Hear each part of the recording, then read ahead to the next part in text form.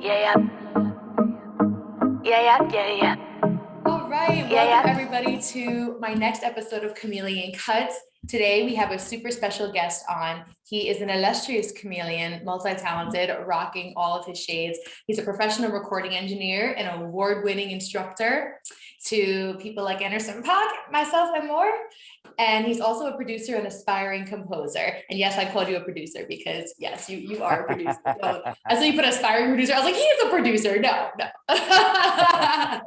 Please welcome Eddie Bauer. Woo! What's up, everybody? How you doing, Midi? I'm doing good today. I'm doing good.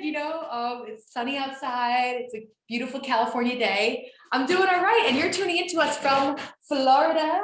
So I've indicated here on the map. Yeah. Somewhere right in the center of Florida. That's where I'm at. Yeah, right about there. All right. So is that near Jacksonville?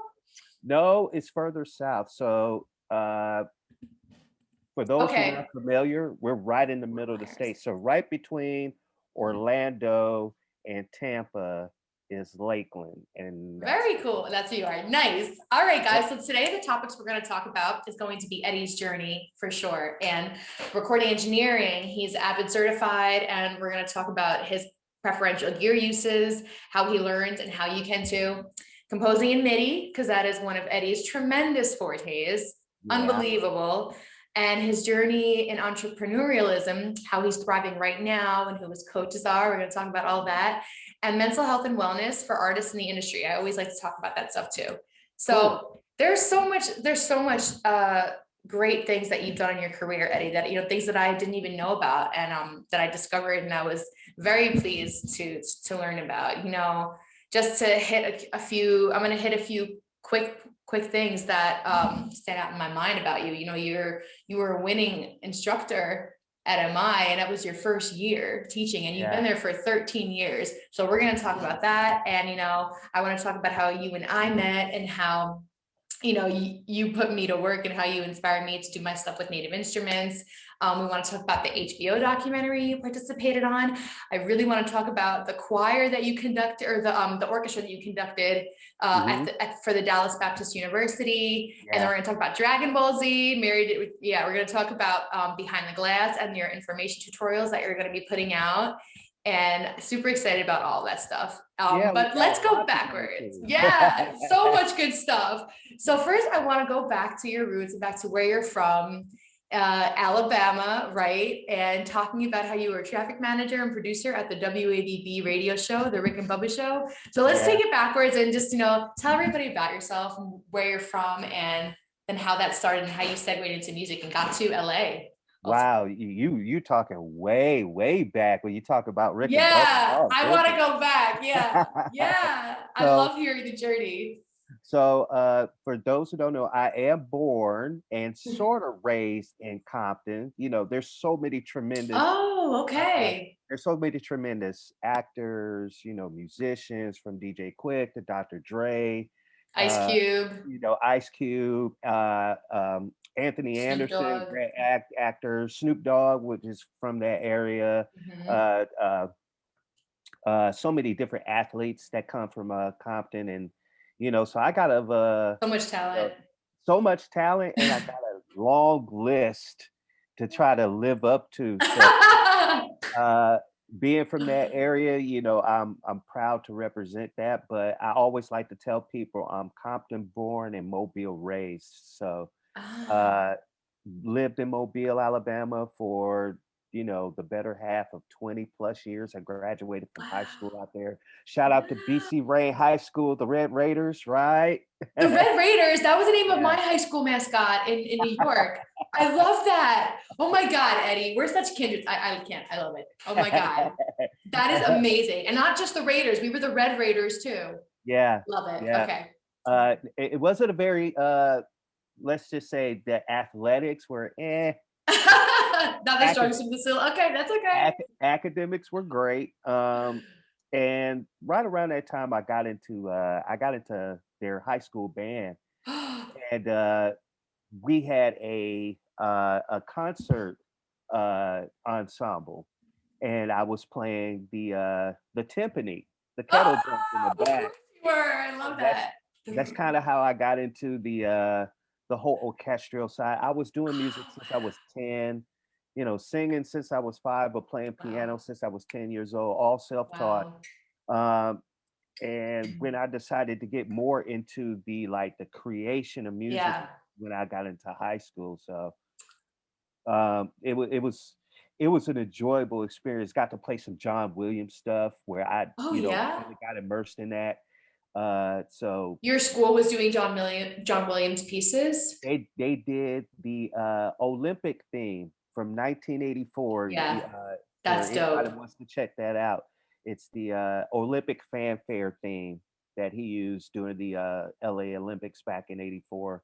And Can you hum that melody really quickly? Because I know it, but oh, okay, yeah. yes, yes, yep. Very John So Williams-esque. although we did not have a string section, it was just mostly, I think it was horns, drums, some woodwinds and whatnot, and then of course me back on the timpani. Um, it really got me inspired to learn how to do orchestral music and got more into learning about film scoring and things of that nature. And Wow. that was right up until I graduated, and you know, uh, a couple of things between then and the time that I went back to Mobile. And you was talking about WADB. Give you Yeah. an interesting story about that. I was actually going to school for learning Microsoft Word and Microsoft Excel, and Okay. I know that's kind of weird to hear now. Like you actually had to No, take a but class to learn back that then it stuff. was, yeah, but yeah, it wasn't standard to know that back. Yeah, Yeah. I mean, you're basically learning on MS DOS, so had to take typing class, get my words per minute acumen up, and Yeah, right, right. it was supposed to be a 6-month class. I graduated in 2 Oh, because I had got a gig all at right. WA as a traffic manager. Now, Mm. a traffic manager is basically those who take all the contracts for ad placements and organizes them for the DJs or the on-air personality to, when they have a break during a certain section of the show, maybe during a certain a time slot in the show, to actually just throw on advertisement. So that was a very cool gig, and it really got me immersed into the music business from Wow. the So inside. were you editing those? You were splicing them together, and were you like engineering a bit? I didn't get well. The traffic manager job was more administrative. Oh, It gotcha, was gotcha. it wasn't until I say about a year after that that the AM side wanted to host a syndicated show out of I think it was Birmingham. Uh, Oh, wow. yeah, Birmingham, Alabama, and that was the Oh, Rick okay, and gotcha. Bubba show. And it was syndicated, so it was live, but they did it pre-taped. So I had to come in at 2 o'clock in the morning, sweetie. Woo. Yeah, to do slots, to do commercial spots, to do bumpers and things of that nature. I Wow. was running on a 2 reel, the quarter-inch reel. I was running on those. Oh, Oh wow. yeah, it was weird. Oh my But it gosh. got me an opportunity to actually talk to Rick and Bubba on a weekly basis. I was basically the local producer, and it was a lot of fun. It got me interested into working on various DAWs, becoming an engineer and chopping stuff up, and I guess that kind of led into what I'm doing now, which we'll get into later. But it was a fun time at ABB. 3 years there, I I love can it. honestly say that I enjoyed it, and it enriched what you know took place for the rest of my career. Wow, that's amazing. So what kind of forced your pivot to come back to Los Angeles and start pursuing music more? Was there some sort of catalyst that happened to change your point of drive and bring you over to back to this coast? Uh, well, my dad, and uh, he's like he was my greatest inspiration. He was my best friend. He was always that motivator, and I can remember vividly my last day working at WABB. I will never forget this. I'm driving to work, and I'm sitting at my desk, and the next thing you know, I see the general manager come in and was like, Bernie Dittman, who was the owner, rest in peace, Bernie. He discovered Rick Dees, no less. So he was an icon in the radio broadcasting industry, and he was like, Bernie wants to see you. I was like, oh no, I don't think this is about a promotion. So I had to get the expectation that I might get, sliced, and that's surely what happened. They gave me my severance check. I'm sitting down at my desk trying to hold back tears, and I called my dad up Oh. because he had dropped me off from work, and I was like, Dad, you might as well turn around. You got to pick me up. They fired me. And, we had this long conversation in this truck heading back home. And I'm like, I don't know what I need to do. I probably need to get a new job, blah, blah, blah. And I can remember vividly what he told me. He said, son, you're a bad, let's just leave it at that. Bama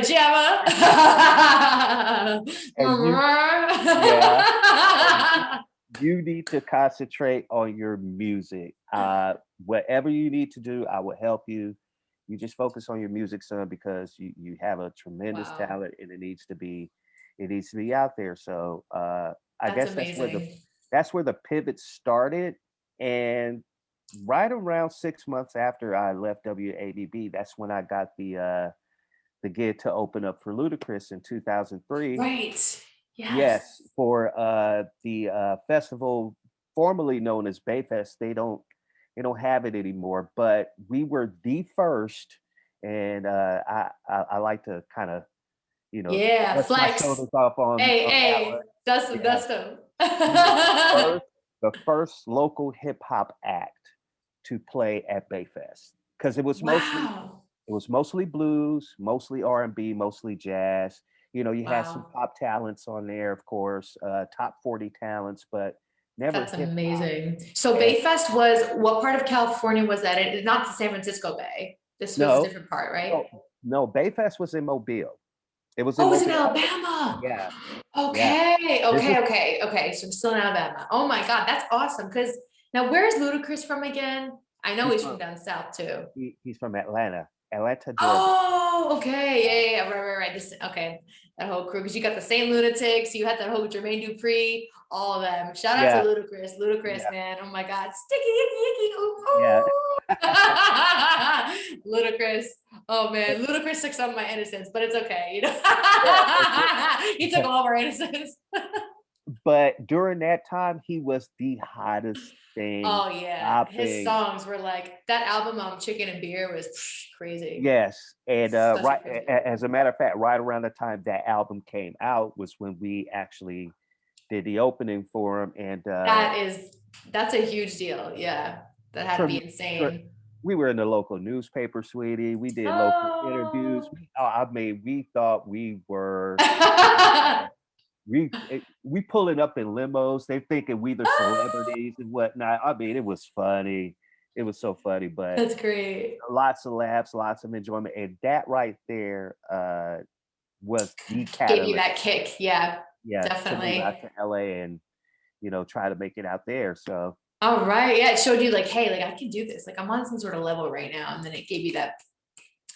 The bug bit you a little bit. You're like, all right, I got to do something. Daddy said, and Luda said, so let's go. I mean, we talk about this all the time. You just need that, just that, like you say, that energy kick. Like I can do this. Definitely. It's one thing to do it on a local level. It's another thing I to know. take it and expand it on a grander scale. And I was able to do that, and it gave me confidence that I really can pursue this as a career and actually make an income off of it. And, so far, so all good. Right. Hey, love it. So did you come back when you came back? So like, essentially at this point you were like, I'm going to go back to LA and start pursuing stuff again. Okay. So did you move back in with family over here? Did you move back to Compton? Did you go somewhere else? Yeah, my grandmother was. She said, "Come on home, baby. I'm gonna take you in." 55 years in California, she can handle me. Easily. Yeah, I'm sure you're a joy. A lot of family and friends there, so I felt right at home. And I say the first year and a half, I was just trying to, just find my way doing stuff on my own. And I can remember vividly, my grandmother gave me $1,000, and she was like, because I was trying to get some CDs, sell your CDs and Right, make that was the pay for thing. yourself. Yeah. Yeah. So I had a choice: either take the $1,000 and buy 1,000 CDs, or take that $1,000 and invest it and go into school. And I chose the latter, and that's when I decided to go to Musicians Institute, which I always say is like the pillar of my career because Yeah. everything launched after that. Right. Um, so making that decision for me, it was easy. I always wanted to make my music sound better. Mm, I felt like I had a production acclimate, but I didn't want to pay for an engineer, and I figured, hey, I could learn this on my own if I had a little bit of time. So right. uh, it was an easy decision for me to make. Mm. Everybody was supportive, and I went to MI in 2005, and that's how I kind of got the ball rolling. Wow. All Yeah. right. So, and you did the audio engineering program? Hmm. Okay. Did you do the associates? So you were there for a few years, or did you? They didn't have that yet. Sorry. No, It they was just a did. certificate, right? Yeah, 6 months. All right. So, I was and off to the races. They don't oh give my you God. much time. Right, right. I know. I felt like, oh, this is such a short program, but Yeah, you learn a lot though. Yeah, you just keep. It's always it's an industry where you're always constantly learning. Like everything you mix, every single thing I record on. I mean, it's always different. So it's yeah. just constantly learning, right? Hmm. So after you graduated, did you? Is that when you started to get into MIDI and start dabbling with like, hey, I have this affinity for compositions and cinematic music. I want to explore here. Um, That kind of what had happened. sort of. Sort of It came later, but the whole MIDI aspect of it, it really got entrenched when I went to was MI. sparked it. I'm like, Yeah, and love especially that. especially when I started working with G1, who's he gave me my first big break. He gave me my first engineering gig. I always be indebted to him for that. But one of the things I learned a lot from him Mm. was the ability to manipulate MIDI and actually create, viable, full-fledged production. And he was working with DJ Quick, who was, kind of my inspiration. So, Oh and wow. they're all using MIDI-based gear, like MPCs, and Right. they got Tritons and Drum machines, the Triton. drum Yep. machines, yeah, Mm-hmm. all over the place.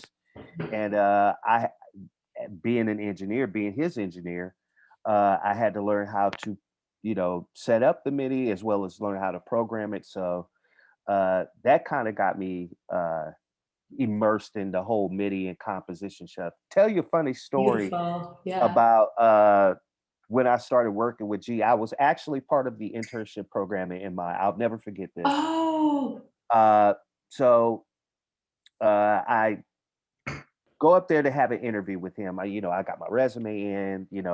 I actually had a rent a car then, and his studio was off Cahuenga in Hollywood, and there was a parking structure or a parking lot Mhm. right there below his studio. So I pull in. I don't see an attendant, so I just kind of leave my car there and go ahead with the interview. And things work good. He was like, "Hey, Ed, you know how to work Pro Tools?" I'm like, "Yeah, yeah, yeah. I know how to work Pro Tools a little bit." He was like, "Okay, what you can do on Pro Tools?" So he puts me up on the rig, and I start working Pro Tools a little bit. And like, you know what? Yeah, I think I'm gonna hire you. I'm like, wow, that didn't take long. So Wow. after all of that, I go downstairs and the car is gone. Ugh, worst feeling ever. Yes, Been there. the car is gone. It got towed.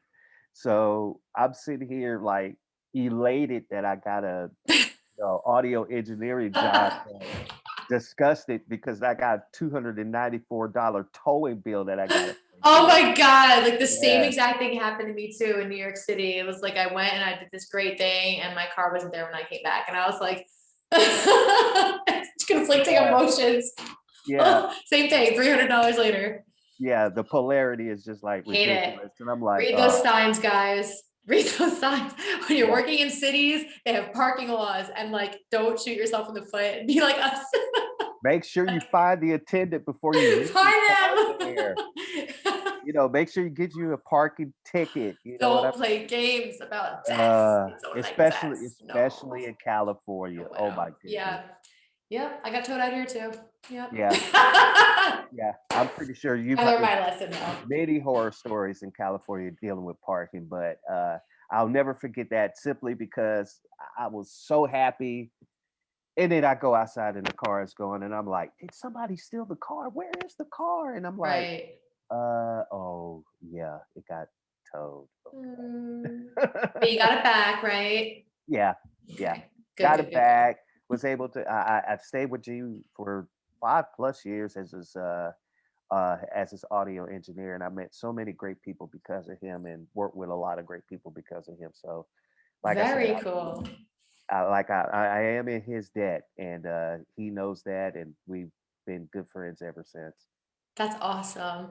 So you and I also met at MI when you began teaching there, right? Mhm. So that came how many years later after you going to school there? Wow. So right around 2007, so a couple of years after I started working with G. All right, so that's like 2 years after you graduated, not too long Right. at all, right? And then Not you too long. won Teacher of the Year in your Yeah. first year of teaching. Like, and so you had when we had talked about your story, you told me that you had filled in for somebody, you were subbing, and you were like, I don't really know, I'm a teacher, I don't really know about Yeah. this. And you just like threw yourself into it, and that you really liked it, and the students loved you. And like, guys, if you can't already tell, Eddie is 1,000,000,000,000,000% lovable and so friendly. And I'll put you on blast for your super lovable nerdiness as well. I just like love learning from you, and the way you explain things is so fun and easy to digest and reinforce, like as an engineer who's new and learning how to do everything. It was really easy. Like when you wrote all like 26 steps for signal flow on the board, like you made it make sense. Right. And that's a lot of going on. So Well, love your teaching style, and what, need to praise you for that and glorify you for that, because listen, it's an art form. And I think yeah. that you winning that award your first year speaks to so many volumes. And then you know, have been teaching there for 13 years, still working there. So I think Yeah. that's amazing. So, and you're Well, super inspiring thank to you. us. Yeah. Super Well, inspiring. when I first started working there, I was doing session supervisor. Session So supervising. yeah, Okay. so the For the first after school sessions, right? For the yeah. stuff that was off hours. So for those who don't know about MI, audio engineering students have the ability to book world-class studios. We have 4 of them at the time. Well, actually, we had 5 because we had built Studio E, the Mm. post-production setup. So we were me and my good friend Joe Testai, who actually still works at MI. He's there for, I think it's his 17th year. Yeah, he's been there a while. Mhm. He was actually my teacher when I was a student. That's how long he's been there. Oh my gosh. So we're working together, and for the first 3 years, that's what we were doing. You know, helping students set up. You know, any issues they might have in the studio, we kind of help them with that. And in So cool. 2009, I believe, to the end of 2009, Monica Mencias, who was my old boss, uh, she had mentioned that one of the instructors, great audio engineer, Grammy Award winning engineer, Ted Greenberg, had got in a Sure. motorcycle accident and had hurt his leg. So he didn't have the ability to teach without being, you know, really high on medication and whatnot because of his leg. Wow. He hurt it real bad. So I started subbing for him. And the 2 classes were recording theory and acoustics. Neither, now keep in mind, I've been working in the studio, so I had no clue about the book sense of those 2 classes. I'm like, you gave me the 2 hardest classes. Like, really? Like, come on. I'm like, okay. So But in effect, you knew about musical theory already, right? From Yeah. playing the timpani and being in school orchestra, and then recording theory stuff you learned at the radio station a little bit, and then from G1, and then what was the other class? You already had experience in all these things. It's just Yeah. like Record. translating it to book language, textbook language, whatever. Yeah. Well, record theory is one thing. Acoustics is a whole different beast. Get You into know, semantics and all that stuff. yeah, so you got to Yeah, get into the math of it, you got to get into the science of it, you got to make it, make sense. right. So one of the things that I did that was part of my curriculum was I gave ear training, playing test tones and uh boosting certain frequencies on various songs and seeing if the students can pick up on that. And that was, taught to me when I was a student. We used to have cue Yeah. cards that we write the range on the front, and then on the 500 hertz. right on the back of it you Those would exercises are so trippy when you do them for the first time. I'm like, what? Sometimes like, oh God. You would use an oscillator, right? yeah, Yeah. but it was the reinforcement and the repetition of doing all of that that got them uh Yeah. for it to really sink in. And I was just Right. going through the motions that first year, and then all of a sudden Monica sends me an email. It was like, well, Ed, you have been nominated for Instructor of the Year. And I'm like, no, no. Yes. It, that's got to be a misprint, right? You're joking with me. It was during the holidays, so maybe this is a mistake or something. But you're like, no, you were, Hey, this and guy so modest. Like, yeah, no, you're and an amazing teacher. Amazing. I appreciate that. But come on, I mean, my Really. first year, and then you got these, my But colleagues. your teaching style is like you don't shove things down students' throats. You make it really playful, but it's the way you explain things is just good. You just got it's about having a great talking voice, and it's about making it fun. I can't explain it, and that's the thing is that you can't really explain this sort of a thing. It's just like it's a gift, I think, and you're really fun to learn from, and really easy to work with, and really easy um to extract concepts from. Like you yeah. Well, I can attribute that to the great people who I was working with, because I was like, Um, I felt like I was a teacher, but at the same time, I was still a student. So I'm soaking in all this information, you know, uh, guys like Barry, who you interviewed, yeah, Barry Rudolph. so much knowledge for those guys, just digesting information, how they talk to students, how they engage with students, how to keep them engaged, what information is too much, knowing when to Mm, back off, things like that. sure. Learning how to complete a full sentence without sounding stupid. I had to learn those things real quick. So uh, when I did get the nomination, I was again kind of like, yeah, this can't be real. And then all of a sudden, I get another email. It was like, yeah, the students vote you as a instructor of the year. You might need to come to this Christmas party that we're having, because I wasn't planning on going.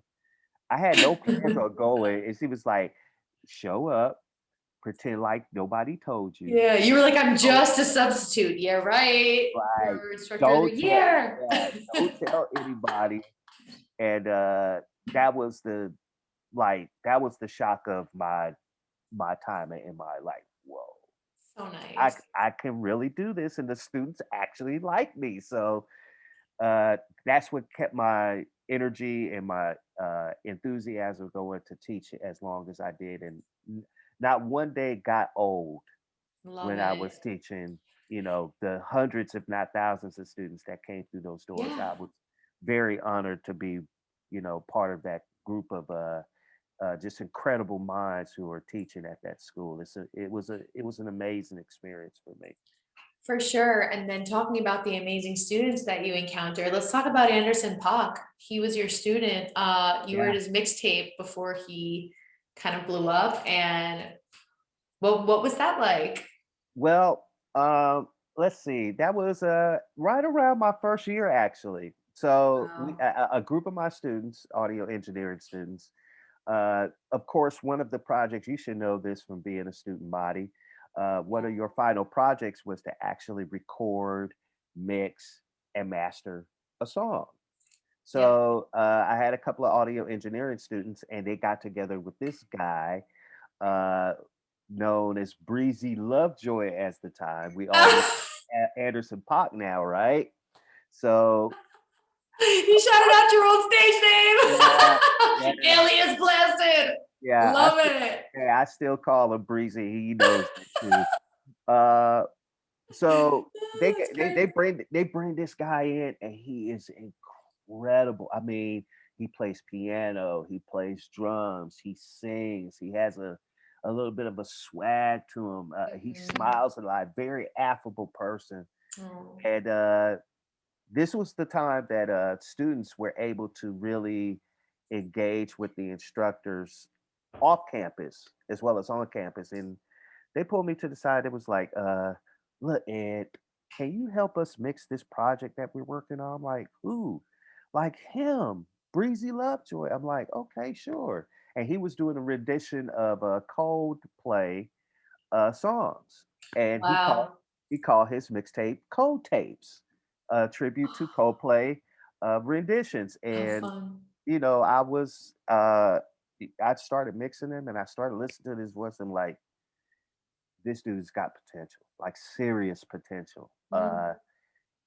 Little did I know that was just the tip of the iceberg of what he was able to do throughout his career. But I got to see it at his infancy, and you know, that was a blessing to behold within itself. Very cool growth.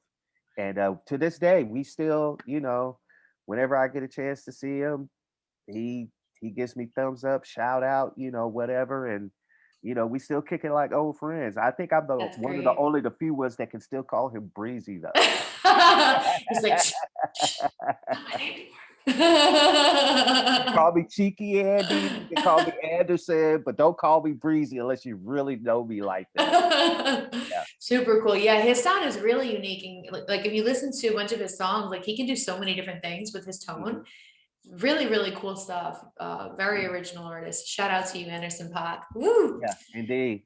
Yes. And then I'm another one of the humble people that was able to be taught by you, and talking about, you know, I was a singer that came into the program, and it was like a new world for me, audio engineering, right? I had always been in the booth and communicating with engineers and not knowing how to speak the language and ask for what I needed, and wanting to be a part of that process, but not being able to. So it was kind of frustrating. And I really, really wanted to overcome that hump. So you really helped me do that. And then the other thing was that I had to kind of make some kind of I had to join singing and the audio engineering together and figure out how to make it all make sense in a way that I could monetize, in a way that I could grow and make a career and all of those things, and keep growing and growing. So, you know, you knew Carmen Rizzo. Shout out to Carmen Rizzo, who's a Grammy award-winning composer. Great person. He works with Native Instruments. He's I think director of artist relations now is his title. Yeah. And Eddie had plugged me in with like a meeting with him and talked to me about my voice. You know, we had done cool projects in class. We covered Gladiator's Honor Him. And that was really fun. And Eddie let me get on the mic, and had everybody set me up, made me feel all special. It was really cool. And I got to do the fun Lisa Gerrard style vocals. Ooh, love you, Lisa. So that was really cool. But getting to sit down with Carmen and talk to him about like, hey, like this is like what I like to do is this kind of epic style vocal stuff. Like, and I would, you know, I'm just trying to find my way. And what do you think about all this? And he came up with the idea of like making, you know, just a cappella waves as vocal samples. And I was like, whoa, I never thought I could do that. And then I came back to you and Barry and Michael and Francis and the other Michael. And I was like, guys, like, let's do this. And then all you guys supported so much. And you really helped me to just discover that I could find a place where this would come together in a way that not just for me in, you know, a work for hire studio session to be able to communicate, but for a way for me to take control and self-produce and do this on my own kind of thing too. So really lifted me up with that. So I just wanted tell that story really quick, and thank you for that. And not only Aw. yes, and that was the first thing you did for me. The second thing was bringing me onto the Dragon Ball Z project with JD Aguilar, who is Yeah. so many accolades. I mean, he's worked in the music department on Moana, Pitch Perfect, Mary Poppins, The Legend of Tarzan, like his resume, Coco. I mean, Yeah. he's so talented. So how did you meet JD? Uh, let's see. I met JD when I was still working at MI. Our mutual friend Chuck. I don't know if Okay. yeah, yeah, you Yeah. did meet Chuck. Chuck. Yeah, of Yeah. course. Chucky, of Uh, course. that's when I met And Keone and Coyote. the rest Amazing. of the guys out there, and I always knew that JD was just this killer musician, and he has the mindset of the GOAT, like greatest of all time, and that's what he carries around in his He's a mantra. visionary, I feel Yeah, like. he truly is a visionary, and of course, the stuff that he did with Disney and whatnot. Yeah. It was, when I met him, he again the love you guys give me, I really appreciate. I swear to you, I am humble as apple pie, so I'm taking it with just a grain of salt. Like, come Yes. on, dude. Take it all. Stop. This is about you. Today is about you, Eddie. Like, stop, man. Like, Take it. you got tremendous talent, and we started, working together from there. And before we actually started to do the work on DBZ, Mm-hmm. I went. I think you probably mentioned this before, to Dallas. Oh, that happened before. Oh, okay. Yeah. Yeah. Okay. Yeah. So let's talk about that first then. Sorry, I'm jumping ahead. No, it's fine. I got so many different. I call it a potpourri of stuff. So it's just Yes, you're a potpourri chameleon. We'll make a special shirt for that for you. I love it. Potpourri. Great. So I found some great pictures from when you were conducting with the group of students, and it was amazing. I oh mean, yeah. I and still it got sounded I had the gorgeous. do-rag too. Super gangster, Give super you- OG. Let me give you a quick story about the do-rag, okay? Like, And I like your hair. I want to see your hair more times. So I'm like, all right, let me see that yeah, nice hair. if I had hair. So what I did, my biggest thing, like I said, I'm an introvert. I'm very shy. I'm just as affable as I could be. And I wouldn't even call myself uh conceited or arrogant or Oh, not at narcissistic all. or any of those things. Oh gosh, But Eddie's so lovable, guys. If you can't tell already, so lovable. I did have a little bit of a self-image problem. I had braids, and a lot of my hair was leaving, so I cut it all off, and I'm like, I should keep the do-rag because everybody recognizes me when I wear it, and then when I take it off, it's like, who is this guy? I'm like, it's Eddie, glasses, ears, it's still me. And then sometimes in school, when you would take the do-rag off and you would get to see your hair, I'm like, oh, he's flexing a little bit. He must be having a good hair day, because I know you don't do it unless you feel like your hair is cool. So I'm like, oh, what's up, Eddie? Looking good. The hair flexing, like. When we got the whole thing together to go to Dallas, right? And I'm thinking to myself, should I wear the do-rag when I actually conducted these people? And I was like, yeah, that's your Why signature. not? Wear it, Yeah. wear it. So Wear it. don't be surprised if they see the pictures and they see this guy with a baton in one hand and a do-rag on his head, just going through the motions. Hey. What And I think that like that coincides with this whole chameleon theme and brand anyway, because it's just like to be defined by one thing as simple as a do-rag or as what I wear or what my hair looks like. It's just like there's so much more to people. I mean, those things can help us identify with who we are if we want them to, but it's just about chameleoning and about being what you want in that moment, in that day, and like just getting your, because sometimes putting on, it's like putting on your do-rag. It's like for a drag queen, it's like putting on her favorite pair of heels. Like, it's important. Or for a cook, it's like using his favorite knives to cook with. I mean, like, it gets you into character, it gets you ready. It's crazy how, like, just waking up in the morning and getting dressed and putting makeup on, even if I have nowhere to be, Mm-hmm. you know, those types of things are really, really good to get turn your sauce on as an artist, as a creator, and an entrepreneur. Yeah, And it get does. ready to It go does. chameleon. No, Yeah. it really does. Like, I always think of myself as two different people anyway. There's Ed or Edward or Eddie, which a lot of people call me, especially those who are close to me, family, friends, and whatnot. Right. And then you got Eddie Bauer, who is just, the guy that you probably see most often on these interviews and, Yeah. Okay, work. so we're gonna make you a magical potpourri chameleon skin do-rag, and it's gonna be on fleek, and that's it. Okay. Right on, right on. I love it. Okay, so JD brought you in to conduct these kids. So now at this point, he had been hearing, yeah, because you have been making so many amazing MIDI compositions of Yes, pieces from guys from Gladiator. Again, honor him.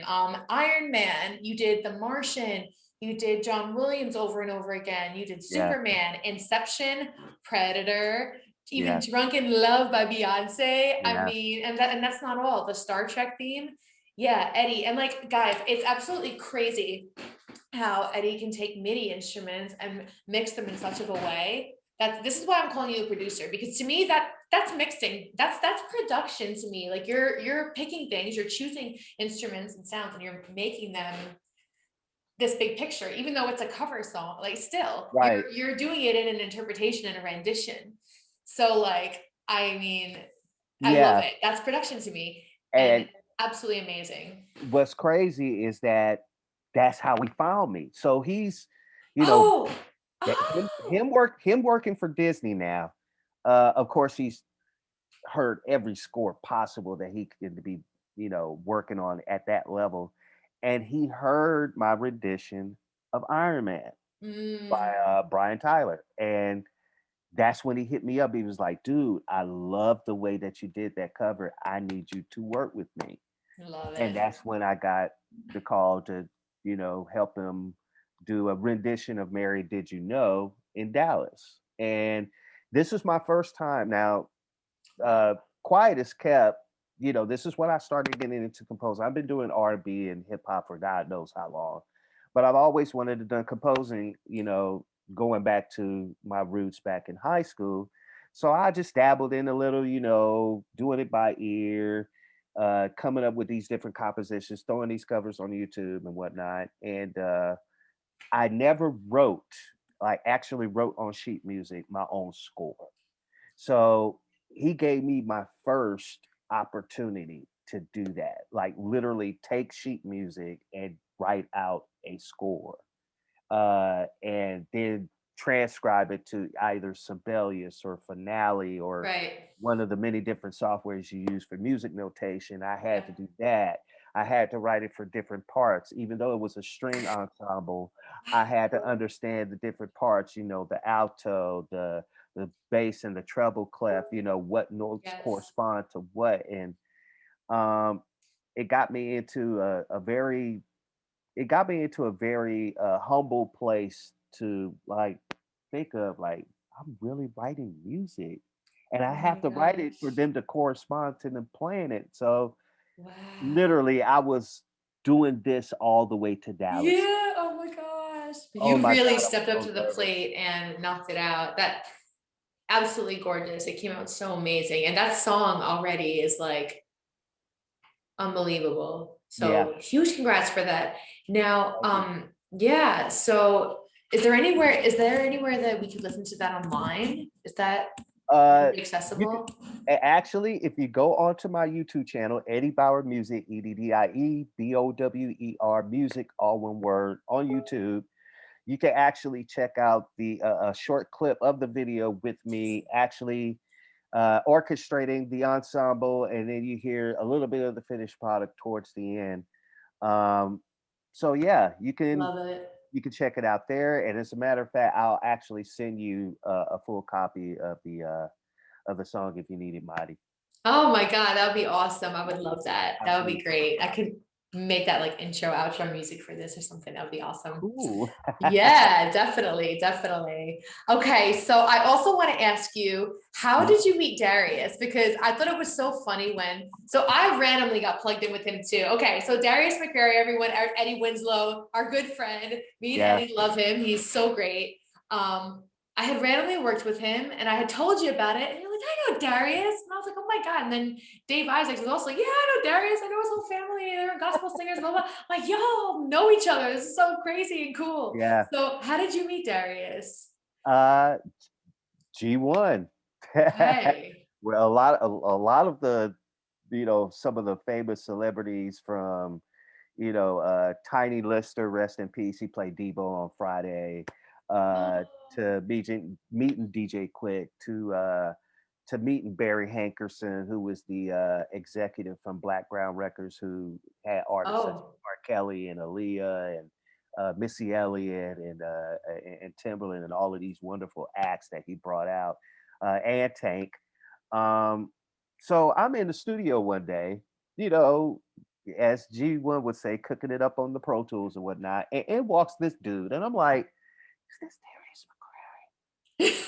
And G1 is like, hey, I want you to be my engineer. Hey, you know who this is, right? I'm like, yeah. Oh my God. And his energy is so lit. Like you can't he's not quiet or anything. He's like, what's up? How you doing? Exactly. So to this day, we are like such good friends. And it's almost like mind-boggling to think of the accomplishments, first of all, amazing. he's had. The accomplishments that he's continuously working on. And, his when voice. I see him, oh God, most people don't recognize how great of a voice, how great of a my God. We got in the booth together and we were singing together and he was showing me some tips and he's like, now Madi, you got to do it like this. And then he just kind of showed me something and he showed me a really cool technique. And I was like, wow, he's about it. He's really into it on another level. He calls Ozzy Jesus. He's like, what up, Jesus? Ozzy's my husband with long Swedish blonde curly hair, for those of you who don't know. Oh, it's so funny. He's such a good person. And his his range is so amazing too. But that energy is it's so nice to be around people like that who are humble. And even though they live that celebrity life, they're humble, down to earth people when you meet them. That's so, I love that. That's amazing. Very, very, a very affectionate attitude. Literally, you could see him walking down the street, and I'm like, "Is that Darius? Oh, hey, what's up, Ed? How you doing?" Okay. We're good friends, and we're dapping up, and he shows love. He shows love. Shout out to Darius. Yeah, super good person. Yeah, very, very, very cool person. I love that dude, man. That's my brother right there. But just about all the people who I've met like that is, thanks to G. You'd be surprised. And we talked about this, how small that circle is. Yeah. It's surprising once you start, because even you brought up Black Brown Records, and it's I met Vince Herbert and I sang for him, and he, is one of the people who helped Lady Gaga when she got started. And, the singer JoJo, he, unfortunately that situation with JoJo was a whole thing, but it's just funny how it is a small network once you, such a small world. Well, Vincent Herbert has been a legend, especially in the gospel community.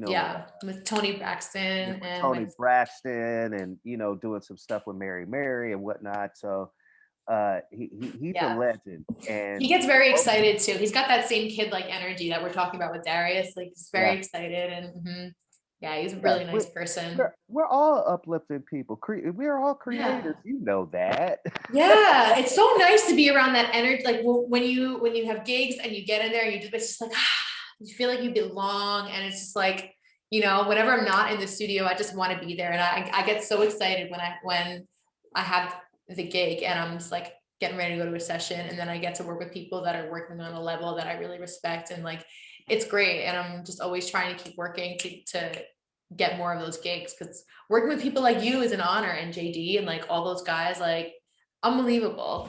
So That I Thank you. wanted, Same here. yes, Same here. definitely. Oh, thank you.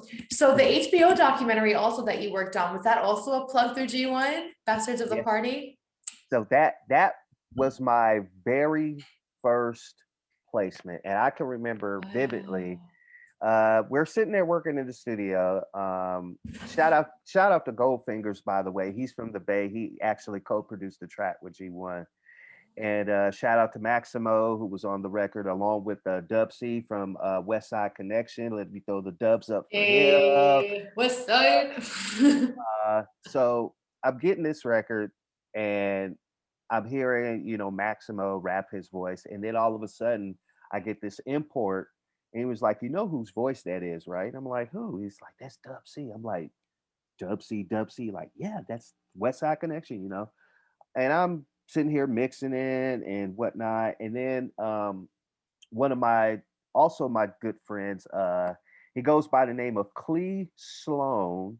He also goes by the name Bone. He was actually in a lot of movies, including Training Day with Antoine Fuqua, Uh-huh. also the director of the documentary Bastards of the Party. So again, Right. very small circle. So Love Training Day. Ooh, great yes, movie. yeah, great movie. Crazy So good movie. he comes in, and we chop it up a little bit. He was like, "Yeah, man, I'm doing this," because he was the actual moderator for the documentary. And he was like, "Yeah, I got together with Antoine, and we did this documentary, and we're pitching it to HBO and whatnot." And of course, speaking on it, you don't think nothing of it because you're entrenched in work. So once I finished the mix, I gave it to G. We pitched it to them, and then the next thing you know, G calls me on the phone like, "Ed, you know that record got placed to do the documentary." I'm like, "Are you serious?" He's like, "Yeah, sure. Like, I got you, bro." So we had to take it to Bernie Grumman to get it mastered, and just the whole hustle and bustle of trying to get something released in time. Sure. And I'll never forget March 2007. I think it was. Yes, March 2007 is when it premiered on HBO. And I'm like, okay, I don't Wow. hear the song yet. I don't hear the song yet. And it's towards the end when they start rolling credits, when they actually play the song. Oh God, you were waiting that whole time.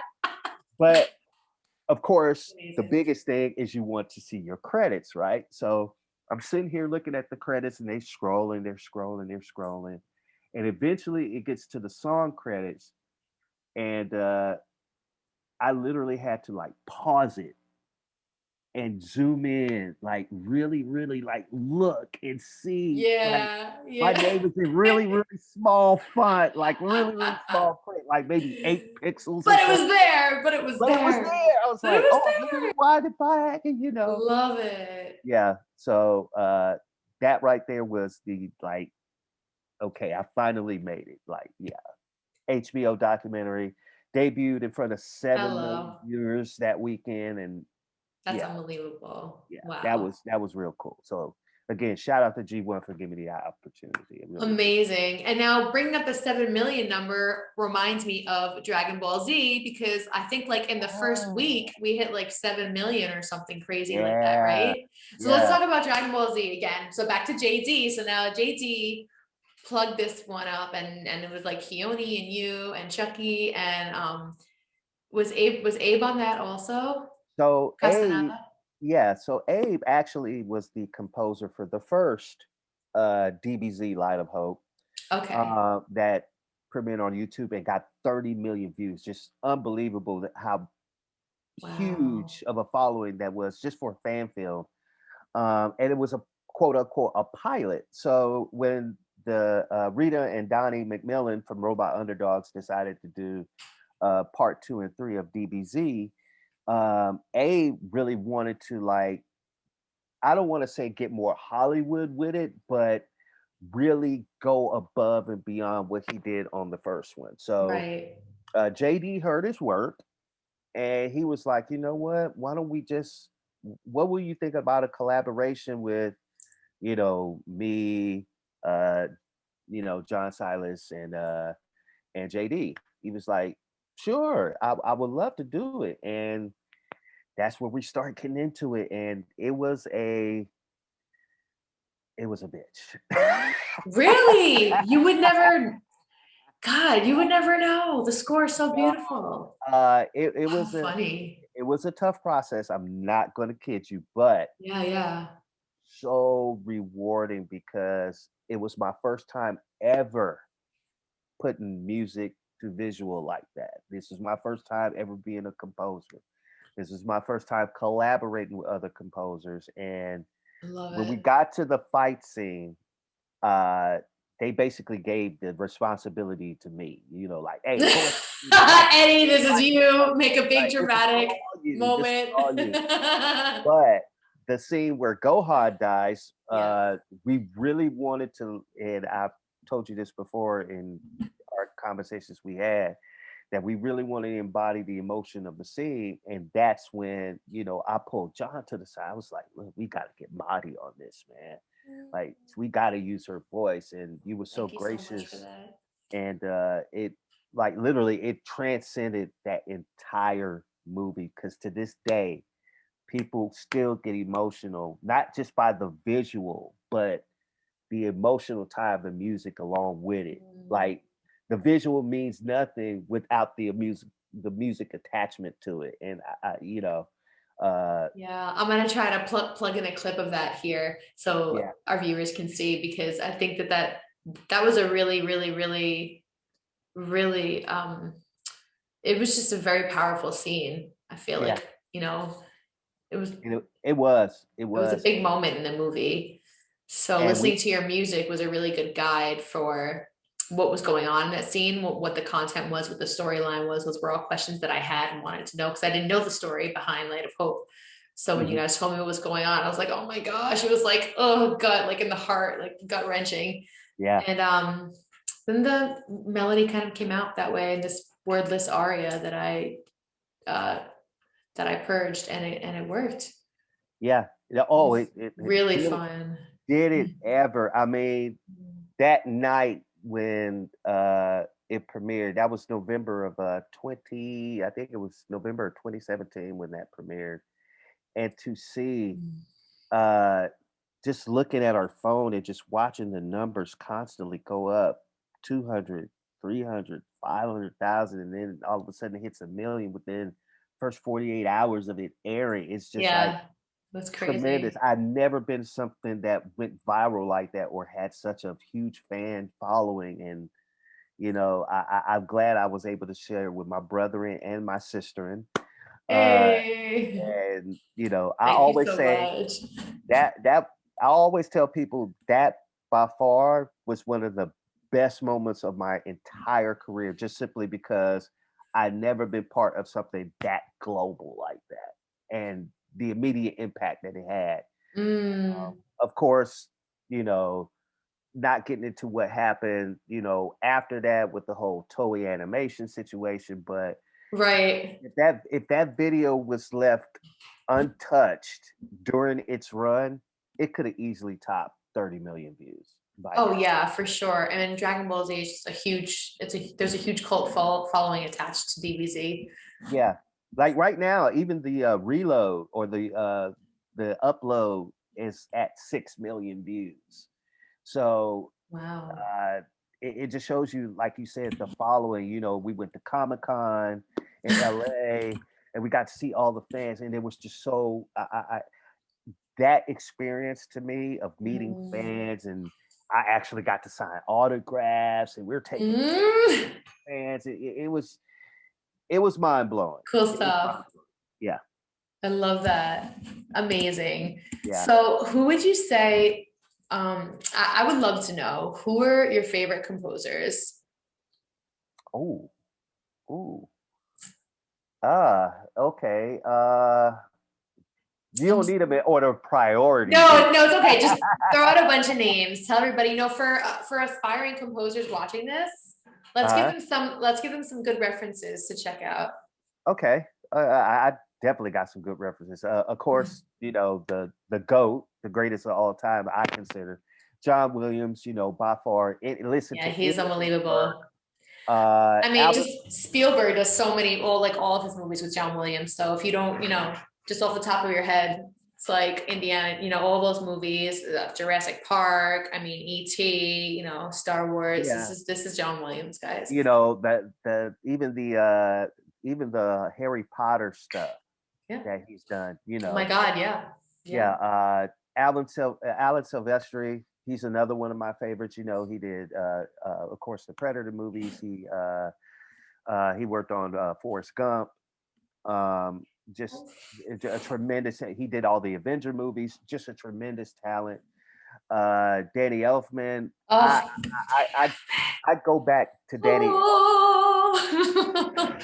I go back to Danny Elfman when he was playing with Oingo Boingo. Oh, yes, he was the lead singer for Oingo Boingo, and right. Oh my God. The first two throwback. A lot of people don't remember this, but the first two movies that came out in 1985, I think it was. This was around the time that I really started like thinking about composing and whatnot. Was Pee Wee Herman's Big Adventure and a movie called Back to School with Rodney Dangerfield.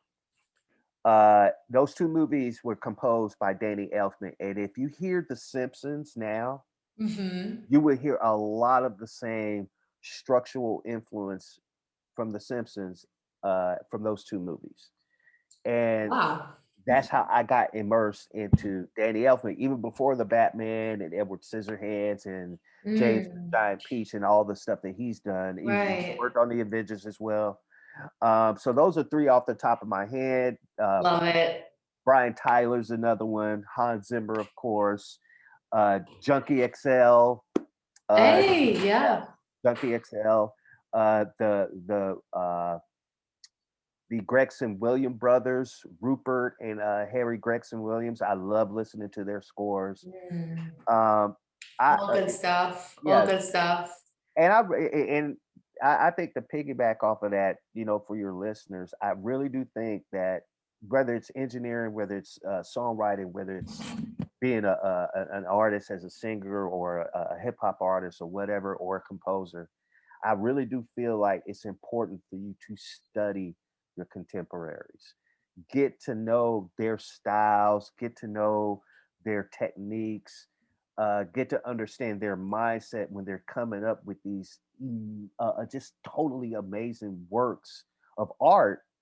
That way you can apply it to your own niche and your own technique and your own style. I think learning from those guys really inspired me to do my own work. And I just love, I enjoy listening to them even more now that I'm actually in composing. I'm pretty sure you feel the same way. It's amazing. Too. Oh, absolutely. Absolutely. I'm always kind of discovering new things that they did and just trying to kind of dissect and psychoanalyze in a sense their scores and like, what were they thinking here? You know what I mean? Yeah, so like when Hans Zimmer. A perfect score. Yes. The simplest chord progression I've ever heard in my life, but oh my goodness, what an impact. Well, look at Jaws, like John Williams on Jaws, like, come on. Yeah. Dun, dun, dun, dun, dun, like, but so impactful, like crazy. Yes. So all amazing stuff. Shout out to composers, shout out to you and all of your endeavors with composing. I'm so excited to hear more stuff from you. We definitely have to do more stuff.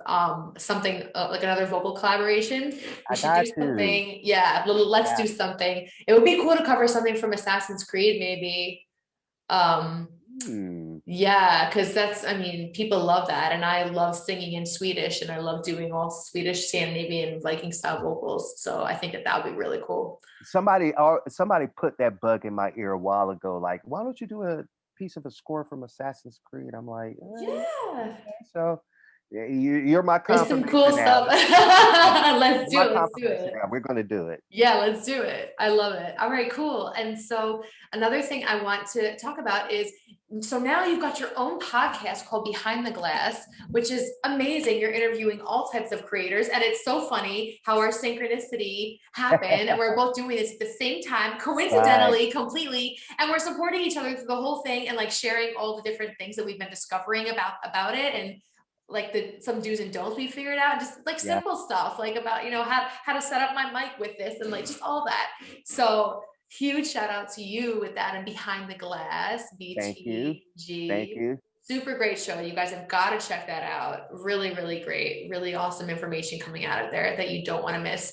And then you're also going to be doing some instructional videos where you're going to be using all of your knowledge and, helping to show people how you physically do stuff on like a Zoom screen share type of a thing, where you're going to be showing people how to mix and do different technical things in the in the DAW, in the digital audio workspace. So, and we talked about you would possibly use Ozzy's song to mix it and show him how you would mix that. And he's so excited about it. So I can't even tell you, oh my God, he is so excited and so ready for that. So whenever you're ready, we'll set that up. And like, I'm so excited too, and that's just because the song was my Valentine's Day present and it was for me and stuff.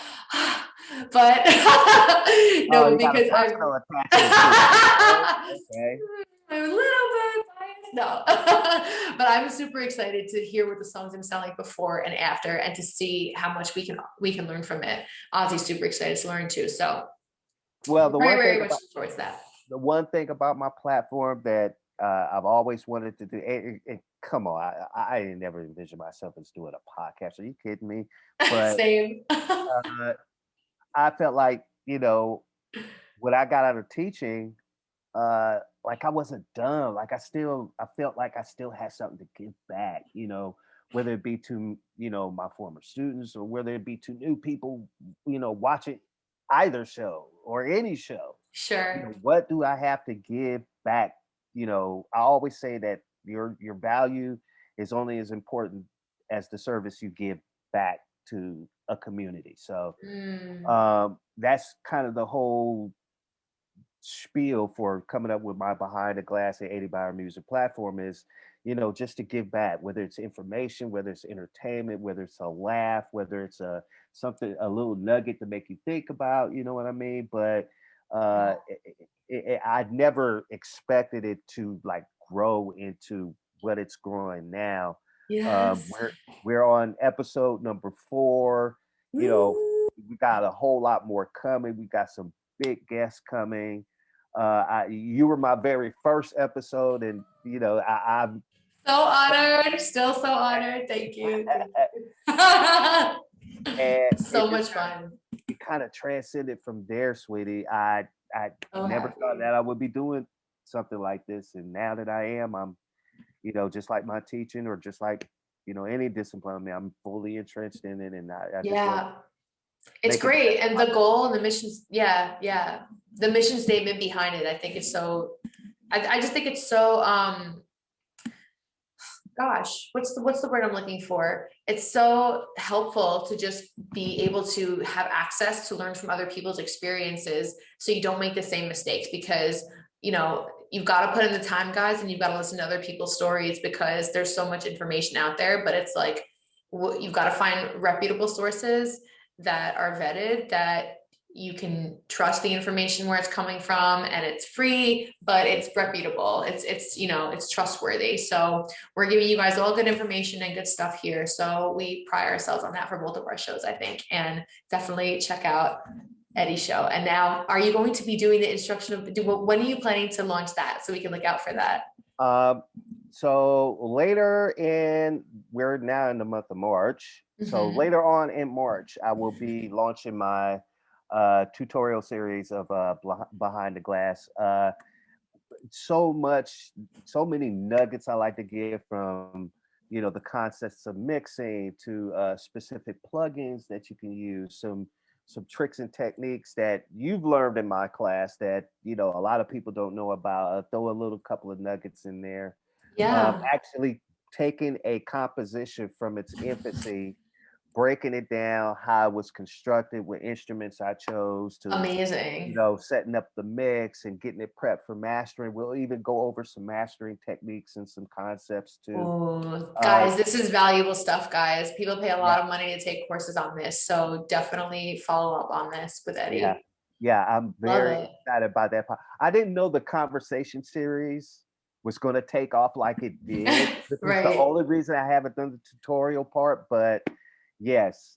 Later on We're in the month of excited. March, you will have Yes. tutorials coming out Yes. from me. Love So it. March. All right. All right. I'm excited about it. Love it. I love it. Great. Can't wait.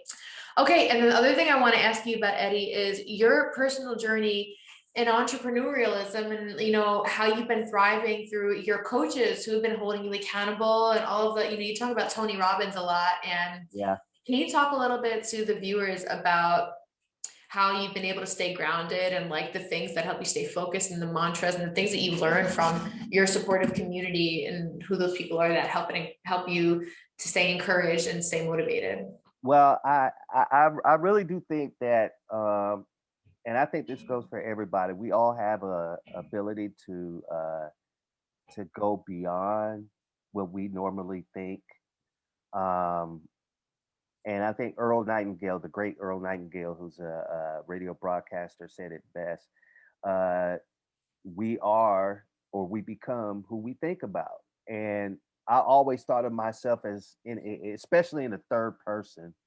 You know, I guess I'm weird like that, but seriously, you know, the great minds of Yes. the world, the great innovators like, you know, Thomas Edison. I mean, the famous story that he, you know, 999 times he failed, but the 1,000th time that he tried, now we have the light bulb. You know what I Yep. mean? So I've always wanted to figure out what is the mindset of great innovators, great leaders, great successful, you know, people of the world. So I've been, you know, studying a lot of Bob Proctor and Napoleon Hill, and some of the great minds, and you know, going back into Andrew Carnegie and Henry Ford, and Yeah. you know, the Colonel Sure. Sanders, who at, you know, 60 plus years old, you know, even though he's long and gone, his,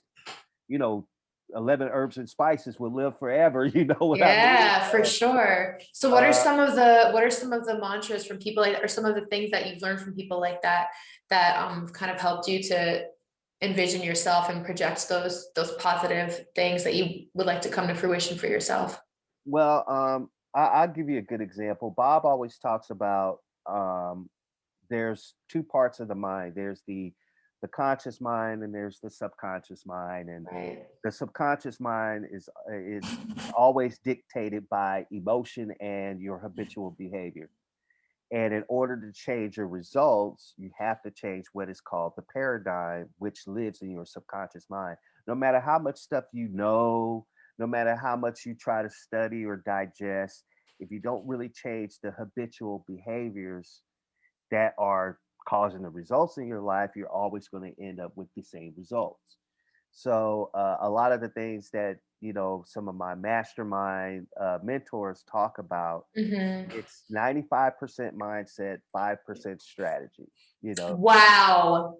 you don't, Wow. yeah, That's 90, huge. 95% mindset, 5% strategy. You never have to So know. You never have to know how you get there. You just have to want it. And how bad do you want it? And how, and what price are you willing to pay the price? That yeah. And if you think about how you were talking about habitual, it's like, is habitual classified as a conscious thing or a subconscious thing? It's it, probably subconscious because it's yeah. your habit, right? So like Mhm. if you have to channel, so if 5% of it is strategy and the 95% of it is like your conscious kind of mindset, like Mhm. that's like a lot to, you know, if you can take control of that, then you'll totally turn everything around I for mean, think yourself. about it. We subconsciously know how to put on a shirt. We subconsciously know how to turn on the light when it's dark. We subconsciously know how to drive. So a lot of the things that we do are part of, you know, it's habitual. You know, we it's repetitive. We do it over and over and over again Yeah. until it becomes second nature. So if you apply that to business per se, like, you know, get up and meditate every morning, or, you know, write your daily goals down every morning when you get up, every night before you go to bed. Uh, eh, eh, do the rituals that you know that are going to make you successful, and just continuously do them. you no longer have you no longer have to chase for success. A success will actually be attracted to you. And that's what I had to learn with, talking to some of my coaches and some of my mentors and some of my leaders, is that you don't want to waste your time chasing for stuff. You want Right. to The you law want of to go. attraction is so much more powerful. Yes. I believe that too. It's like even in, so let's talk about a completely another industry. So in like the acting industry, Hmm. um I worked for AMDA for 8 years, as I've told you in previous conversations. So a lot of actors who I would talk to would talk about how they would go into an audition, and sometimes the auditions that they really, really wanted to book, they just they weren't able to close the gig because they had brought the wrong kind of energy into it. Whereas the gigs that they didn't want were the ones that they booked, just simply because they came in with that they didn't care about it as much, so they were more relaxed and they were able to deliver a better knock out of the park slam dunk audition. So it's Hmm. really funny how we project energies based off of our based off of what's really going on inside of us. It really does translate, you know what I mean? So Yeah. I think it's the Vibes. same kind of thing. Vibes is short for vibration, and we all carry around a certain vibration, and Yes. we're not at the same vibration as our goals. We're never going to get that goal until we get to that level, and that's Right. that's the constant battle between being scarce or being successful, is that we're constantly trying to figure out how to get there. We don't need to figure out the how. We just want, how bad do you want it, and are Yeah. you willing to pay the price to get it? So, Find that good vibration. mhm. Yeah. As a matter of fact, to bring up to that point, speaking of good vibration, my last guest, we talked a lot about Tony Haynes. We talked a lot Yes. about that, Mm, about Earth, Wind, and Fire. Great, one of the greatest bands of all time. I awesome. was listening to them when I was 5 years old, and believe it or not, a lot of the stuff that they write, a lot of the a lot of the images they use on their album covers has a lot to deal with the divine or the universe or Right. vibration or energy, and they were really in tune to that, to the point where it translated into their music, and of course it translated into Yeah. the results they got, one of the greatest bands of all time. So Right. And I uh, remember you taught us in school that the sound, the definition of sound was the vibration of an object. yeah. And then talking about semantics and about how vibrational waves cause shapes to happen and colors, and like when certain music plays, they've done those experiments that they did, which, I know Chris Hawkins showed us this too, where different vibrations and shapes are formed when music is played. Hmm. Well, the vibrations of music cause shapes to happen through Yeah. waves. So there was a metal plate, and it was like an experiment done. There was a bunch of sand thrown on the plate, and then when it's given a certain frequency, it Hmm. makes these perfect shapes. Like, oh my gosh, Yeah. so crazy. So check out semantics, guys. Yeah. Definitely, Yeah. definitely some amazing stuff there. It puts your ability to think about what you want in a whole different mindset if you just think about changing this up here instead of trying to change the results out there, because I love you're it. working backwards if you're doing it that Yeah, I'm adding way. this to the topic headline, like how like motivational tools and mantras. This is great stuff, Eddie. This is amazing. Thank you. Love it. So what do you do to stay grounded? Like for your like what is Eddie's downtime outlet plug? What do you do for yourself to kind of recharge your batteries? What's your thing? uh I'm starting to read a little bit more. uh I have a Very couple of cool. books I dig into. A lot of them are uh financially based, so to speak. Think and Grow Rich, Born Yeah. Rich. This ain't Uh, no nursery time books, all right, yeah, children? No, no, yeah. I love to. Of course, listening to music is like my ultimate. So, uh, doesn't matter what genre, doesn't matter what era, as far as modern or classic. I've been digging more into classical music a lot, but that's kind of how I like to unwind. Enjoy Nice. time with friends, family, but mostly it's doing a lot of reading, a lot of meditating, Very a cool. lot of Love studying. that. A lot of studying. That's Yeah. great, Eddie. So what can we expect in the future from you? What's next for you? You've got the podcast going.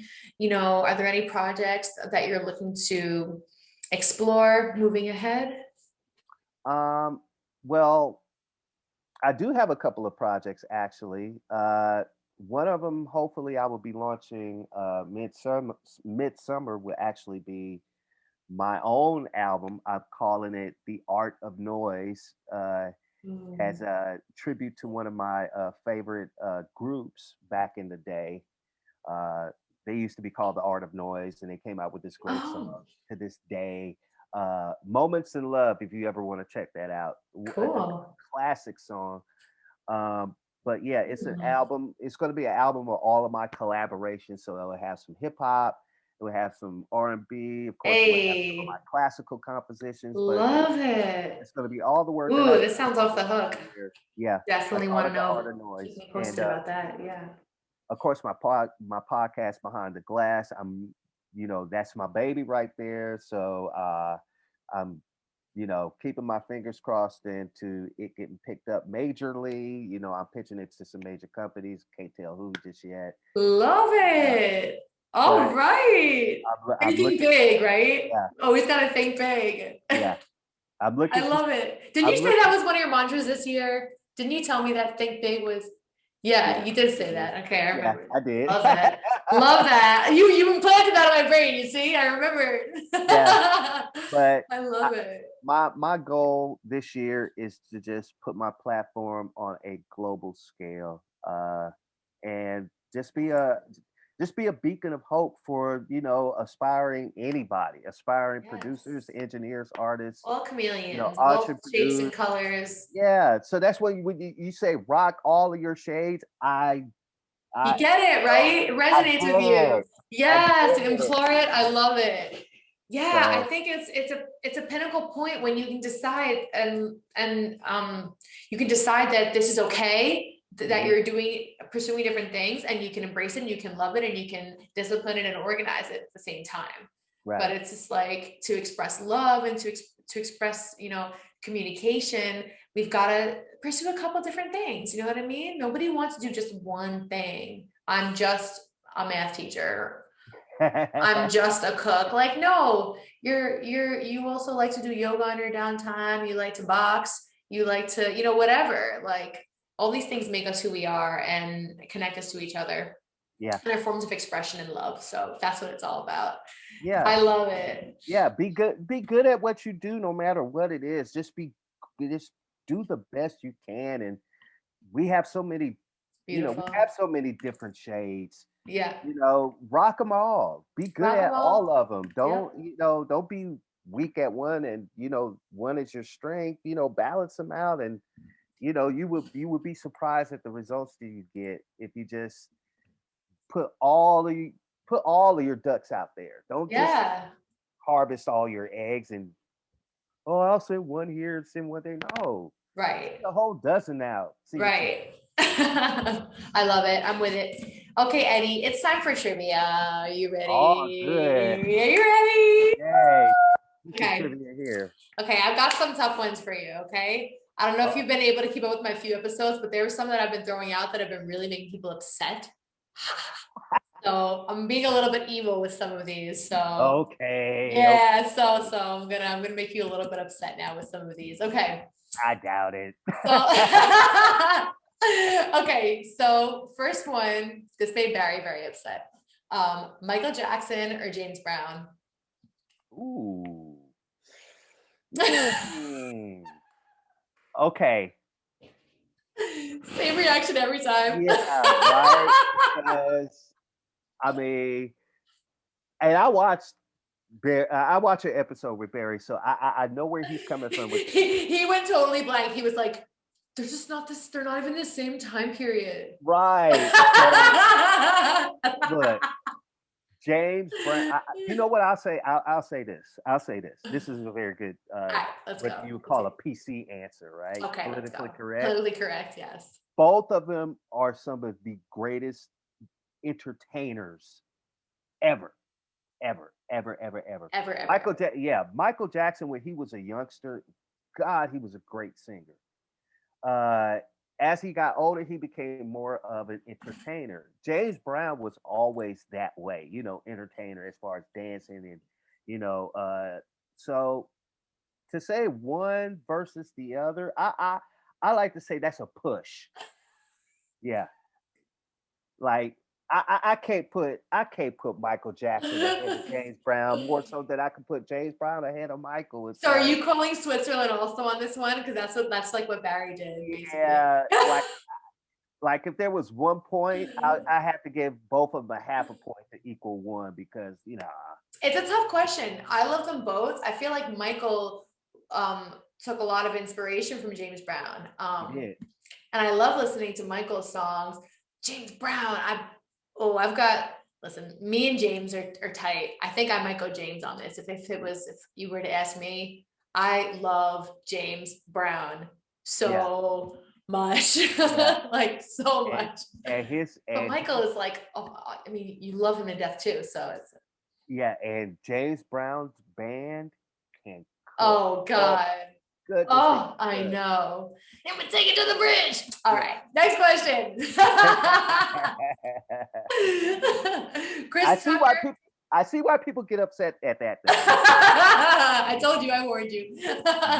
Chris Tucker or Chris Rock? I say Chris Tucker. Hey. Because of Friday. I think that really just nobody defines Chris Tucker by Chris Tucker. They always define him as Smokey. Yeah, it's because true. of what he did on Friday. And Epic. I think that transcended even a lot of the stuff that Chris Rock did. And Chris Rock is one of my favorite comedians. Oh my God. I think I've seen all the Rush Hour movies like more than any other movie in my life. Right. And seriously, it's ridiculous. Voice. Oh, what the hell you doing on this bus? If you want to see a funny movie with Chris Tucker, watch The Fifth Element. Oh my God, yes. Oh, that one is ridiculous. Oh my God. Watch that movie. He's what was his character's name in that movie again? It was like he was Rudy Ride. Agree. Yeah. Rush Hour is my favorite. I'm gonna drop his ass off the Panda Express. I'm not playing, Captain. And when he touches radio. Yeah. It never gets unfunny to me, those movies. You guys have to check out Rush Hour. If you haven't, you're not living life. Never gets old. Next question. Yeah. So I feel like I know what you're gonna say now because we talked about this before, but I had Ludacris or Nelly and the Ticks written down. Okay. So here's what to me, Ludacris. Okay. I love Nelly.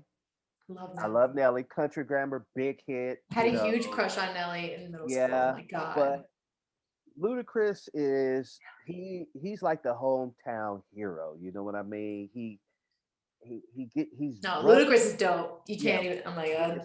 He is rough, rugged, and raw. Shake, shake, shake your money maker. Yeah. Boo. You could like have a whole paragraph of just like his song titles and like it'll be a very Nelly, fun upbeat. Nelly is like he's more polished. You know what I mean? He got some rough edges to him too, but he's more polished. Ludacris is just raw. Yeah. Raw. And Nelly was more pop when it came down to it. Believe it or not, he did end up in more. Yeah, he was very anthemic also. I mean, Ludacris is anthemic too, but I think Yeah. And Ludacris, transcended into acting, which is very, very difficult for a musician or anybody in the music industry to go into acting. Yep. And he did that pretty well. So, I was stuck with Luda on that. Okay, fair enough. Luda. Yeah. Next, John Williams or Danny Elfman? I know the answer to this one. You can't. I figured I knew who you were gonna pick for this. You can't dismiss John. You can't dismiss him. I know, you can't dismiss him. Even Danny Elfman would say, nah, that's not even close. All right. I love me some Danny, but John Williams. Okay. And how about Adam Sandler or Jim Carrey? I'm curious.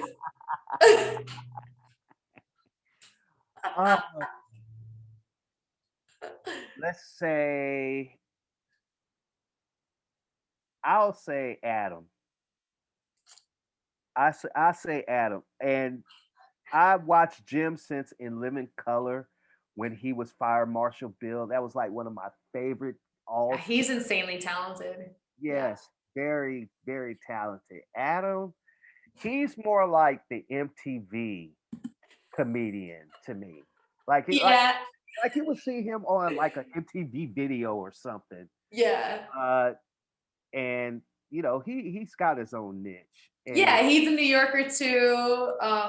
Super, super funny. Super. Oh my God! Just like the way he took off with his entire production company and just now directing his own stuff. Like he was like, I watched lots of interviews online.